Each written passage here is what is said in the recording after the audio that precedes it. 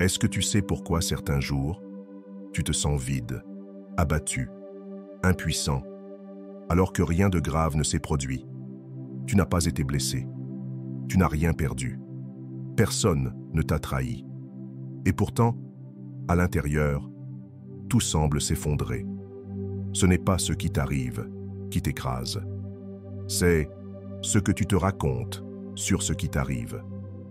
Épictète disait « Ce ne sont pas les choses elles-mêmes qui troublent les hommes, mais les jugements qu'ils portent sur elles. » Tu ne réagis pas aux faits.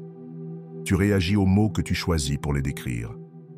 Tu crois penser, mais en réalité, tu te parles. Et ce que tu te dis peut te sauver ou te briser. Certains mots te hantent. Ils te collent à la peau, comme des chaînes invisibles. Je suis nul. Je suis trop lent. Je ne mérite pas. Tu ne t'en rends même plus compte, mais tu t'injectes ces phrases comme du poison. Chaque jour, à chaque instant. Et ton esprit, lui, exécute. Il enregistre. Les mots ne sont pas neutres. Les mots sont des programmes. Ils disent à ton cerveau, voici la direction. Et il la suit. Tu veux changer ta vie? Commence par changer les mots que tu emploies pour la décrire. Commence par transformer ta manière de parler, de toi.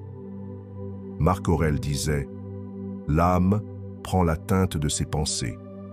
Et les pensées prennent forme dans le langage. Quand il écrivait dans ses carnets, ce n'était pas décoratif. C'était un acte de guerre intérieure. Il choisissait les mots pour ne pas être piégé par eux.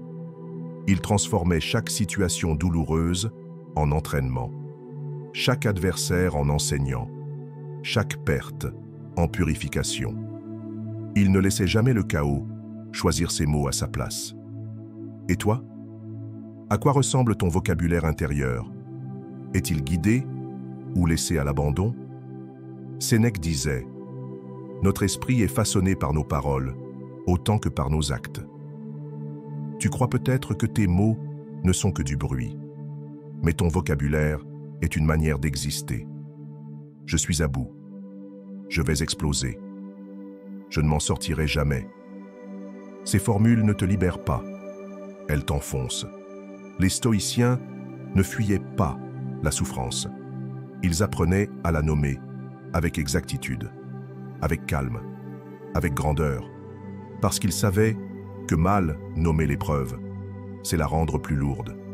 Et bien la nommer, c'est déjà la dominer. Le vrai guerrier commence par son langage. Le champ de bataille est mental. Et les mots sont les premières armes. Observe les gens qui avancent. Ils n'utilisent jamais le langage du désespoir. Ils peuvent avoir mal. Mais leurs mots restent droits. Ils disent « Je tiens bon. Je m'adapte. Je progresse. » Même quand tout brûle autour d'eux. Ce n'est pas du déni. C'est de la discipline mentale. Ils refusent d'intoxiquer leur propre esprit. Ils parlent pour se renforcer. Et toi, quelle est ta voix intérieure? Est-ce celle d'un maître ou celle d'un esclave? Tu ne contrôles pas le monde, mais tu peux contrôler tes mots. Et ce que tu dis modèle ton esprit. Quand le chaos monte, ne parle pas vite. Respire, observe, choisis des mots nets, des mots utiles. Je traverse une tempête, vaut mieux que je coule.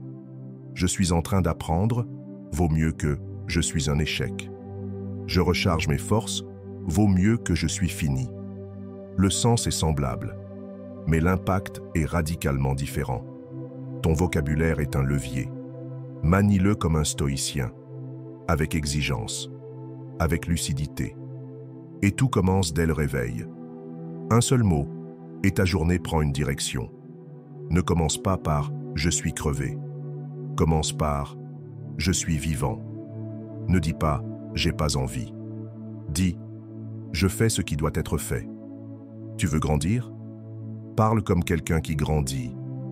Tu veux la paix? Supprime les mots qui sèment le chaos. Tu veux plus de force intérieure? Adresse-toi à ton esprit comme un stratège parle à ses hommes. Et si tu rechutes, recommence. Corrige ton vocabulaire comme on corrige un mouvement.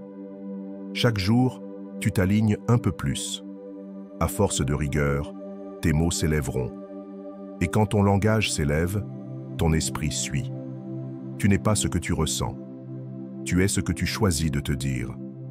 Quand tout vacille, chaque mot est une marche. Chaque phrase, un choix. Chaque journée, une répétition sacrée. Si tu veux reprendre le contrôle de ta voix intérieure, si tu veux parler à ton esprit comme un maître, abonne-toi. Chaque semaine, tu recevras une arme mentale, forgée dans la sagesse d'Épictète, de Marc Aurèle et de Sénèque. Des vidéos pour te forger, te redresser, te réveiller. Parce que le vrai combat ne fait pas de bruit. Il se passe à l'intérieur. Et quand il est à gagner, là, plus rien ne peut t'abattre.